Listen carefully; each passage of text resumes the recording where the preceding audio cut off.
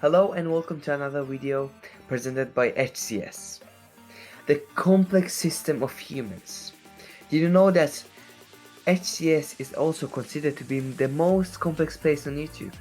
So please enjoy this video and let's get started with this video. So today's topic is going to be about glycolysis in metabolism. So before we begin, please make sure to make that red subscribe button to a white subscribe button. And smash that like button in the face and please enjoy this video. Let's begin.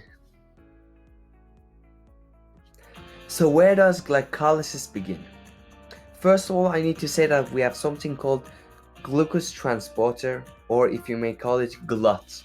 These GLUT are going to help to get the glucose molecule into our cell molecules.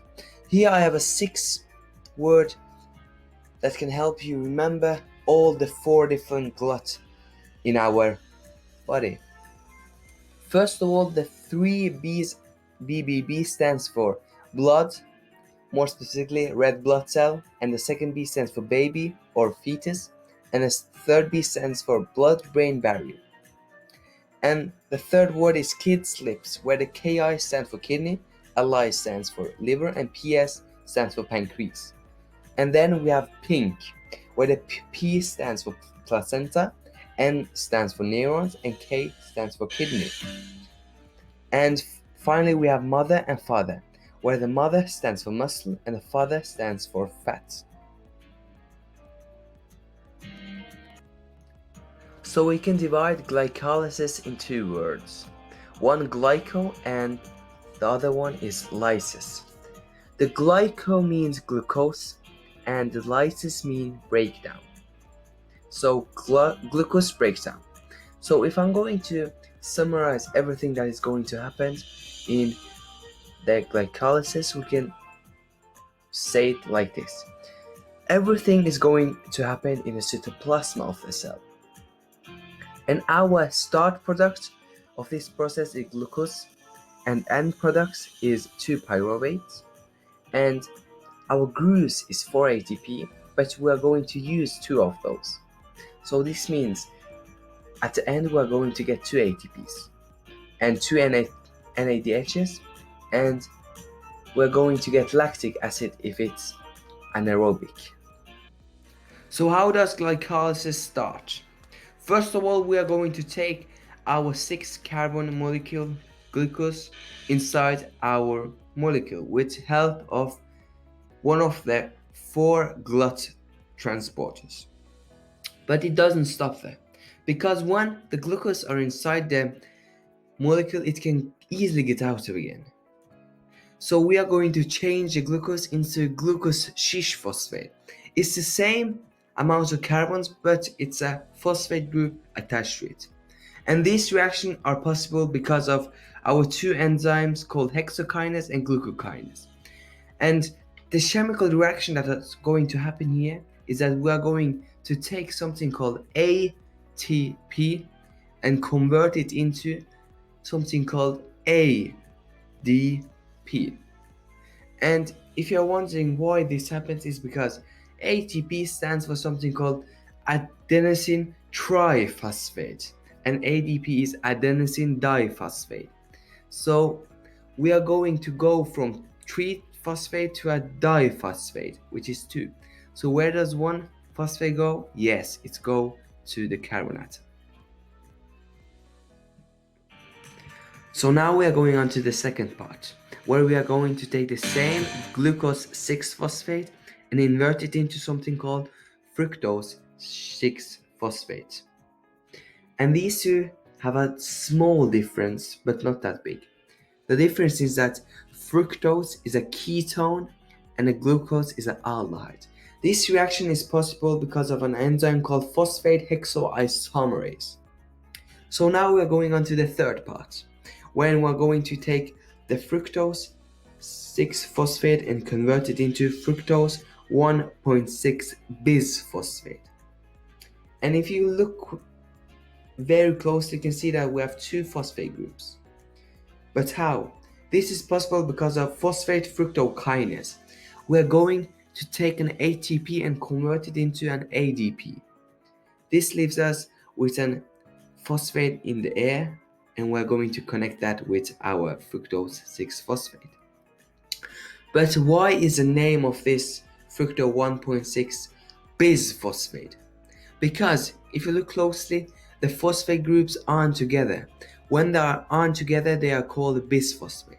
But if they are together, they are called biphosphate. So now for our fourth step. We are going to take our fructose 1.6 bisphosphate and divide it into two different 3 carbon atom molecules. And here, an enzyme called aldolase are going to help us on the both sides. The first molecule of ours is named dihydroxy acetate phosphate, or DHAP. The second is glyceraldehyde triphosphate, or GA3P. But the thing here is that we need to convert DHAP to GA3P for the reaction to go. And here we're going to use an enzyme called triose phosphate isomerase.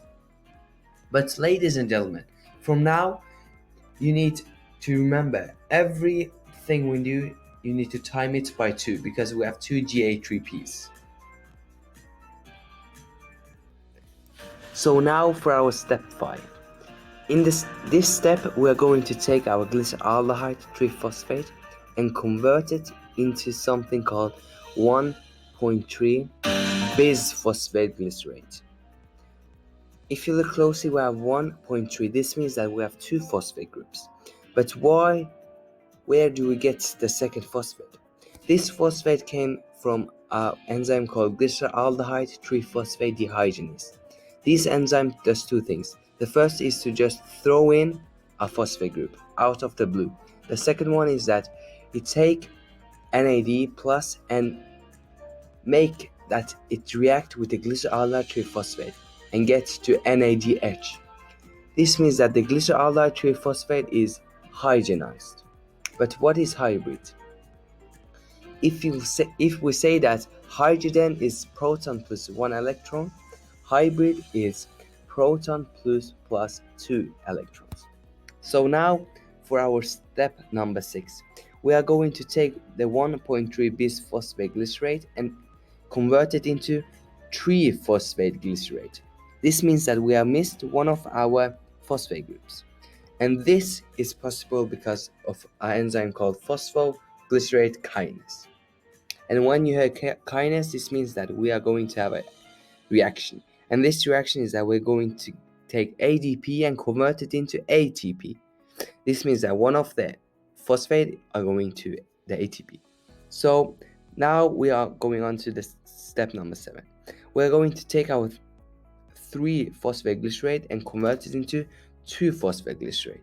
If you look closely, there are almost no differences, only that the phosphate group has gone to the middle of the carbon atom. And this is possible because of our phosphoglycerate mutase enzyme. So now we are on step number 8. In this step, we are going to begin with something called 2-phosphoglycerate. And then we are going to invert it into something called enol. Then we are going to call it the phosphoenol pyruvate, or as we call it, PEP. So what is an enol? If I'm going to say it the easy way, an enol is a fancy form of glycerate. And this is possible because of an enzyme called enolase. So this leads us to step number 9. We are going to convert PEP into pyruvase, our final product. And this is possible because of the enzyme pyruvate kinase. So, ladies and gentlemen, step number 10 is our final step. And this is a very special step because it's dependent of oxygen or not. We have 2 different reactions. We have anaerobic and aerobic, where anaerobic is where no oxygen and aerobic is where there is oxygen. We are going to concentrate on anaerobic. When there is no oxygen, the pyruvate will get to lactic acid. But why? Because the two NADHs where we produced in the step 5 are going to react with the pyruvate because there are no oxygen it can react with. Therefore, we are going to get hydrogenized pyruvate, which is lactic acid. Therefore, we can say that when it's oxygen, the 2 NADHs are going to react with the oxygen and we don't get lactic acids. So, our final product is lactic acid, as I said. But what way does lactic acid go after this? It can go two ways, one bad way and one good way. If you first look at the good way, it can, for example, go to the liver, and then in the liver, it can be made up to glucose again, or ATP as energy. Or on the bad side, we have it can decrease our pH, which means that our blood is going to get more acidic and we can get various of diseases. And here's a quick summary for you guys.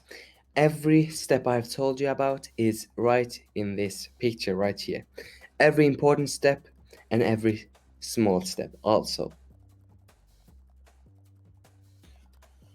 So thanks for watching, guys, and I hope you got everything you came for, and please hit that like button and subscribe to support me and my group HSCS, and I will see you in my next video in the future. Peace out.